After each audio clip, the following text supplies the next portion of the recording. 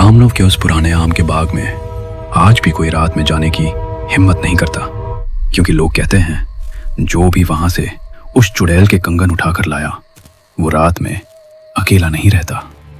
और 15 साल की राधा ने वही गलती कर दी थी। गर्मियों की छुट्टियां चल रही थी। 15 साल की एक लड़की थी जिसका नाम राधा था। छुट्टियों में राधा अपने नाना नानी के गांव चांदपुर घूमने आई थी। गांव का खुला वातावरण, ठंडी हवा और नाना नानी का प्यार राधा को शहर से कहीं ज्यादा अच्छा कैम रहा था।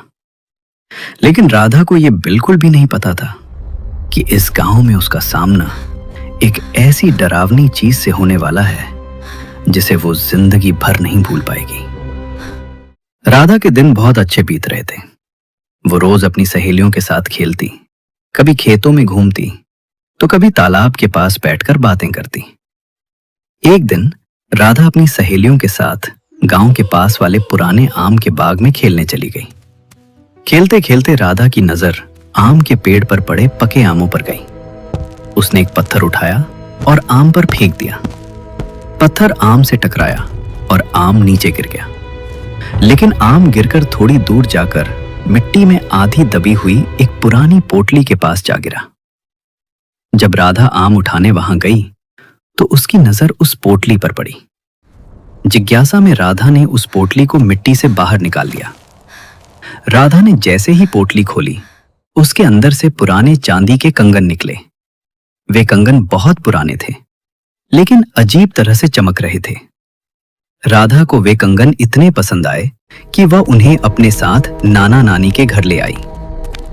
उसे बिल्कुल भी अंदाजा नहीं था कि यही कंगन उसकी जिंदगी का सबसे डरावना हिस्सा बनने वाले हैं। घर पहुंचकर राधा ने सारी बात अपनी नानी को बताई और कंगन भी दिखाए। कंगन देखते ही नानी का चेहरा अचानक डर से बदल गया। नानी धीरे से बोली, बेटी, ये कंगन किसी इंसान के नहीं है, ये एक चुड़ैल की पोटली के हैं। राधा डरते हुए बोली, नानी, चुड़ैल के कंगन? नानी बोली, हाँ बेटी, ऐसी पोटलियां जमीन में इसलिए दबाई जाती हैं ताकि चुड़ैल की चीजें वहीं बंद रहें। लेकिन तुमने उसे निकाल लिया और उसके कंगन भी अपने साथ ले आई हो। अब वो चुड़ैल तुम्हारे पीछे पीछे यहां तक आ सकती है। उस रात करीब 1 बजे अचानक राधा के कमरे की लाइट जलने बुझने लगी। राधा की नींद खुल गई। कमरे में अजीब सा सन्नाटा था। वो पानी पीने के लिए टेबल के पास गई और तभी उसकी नजर कमरे के कोने में पड़ी। वहां एक काली परछाई खड़ी थी। उसकी आंखें लाल आग की तरह चमक रही थीं और वो बिना पलक झपकाए राधा को देख रही थी। राधा जोर से चीखते हुए नानी के कमरे की तरफ भागी, लेकिन नानी कमरे में नहीं थी। जब वो बरामदे में गई तो नानी उसे जमीन पर बेहोश पड़ी मिली। राधा अपने नाना को ढूंढने लगी, लेकिन वो भी कहीं दिखाई नहीं दिए। पूरा घर अंधेरे में डूबा हुआ था और राधा को लगने लगा कि वो घर में बिल्कुल अकेली है। डर के मारे वो भी बेहोश हो गई। सुबह जब राधा की आंख खुली तो उसके सामने नाना नानी खड़े थे। राधा ने उन्हें रात की सारी घटना बता दी। नानी सब समझ गई।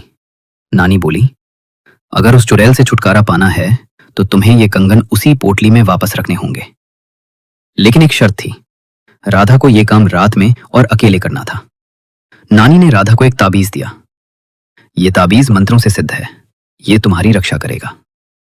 रात होते ही राधा अकेले आम के बाग की ओर चल पड़ी। चारों तरफ घना अंधेरा था। तभी अचानक उसे किसी के रोने की आवाज सुनाई देने लगी। लेकिन नानी ने उसे पहले ही चेतावनी दी थी, पीछे मुड़कर मत देखना। राधा डर के बावजूद आगे बढ़ती रही। जैसे जैसे राधा आगे बढ़ रही थी, उसे महसूस हो रहा था कि कोई उसके पीछे चल रहा है। उसका दिल बहुत तेज धड़क रहा था, लेकिन उसने पीछे मुड़कर नहीं देखा।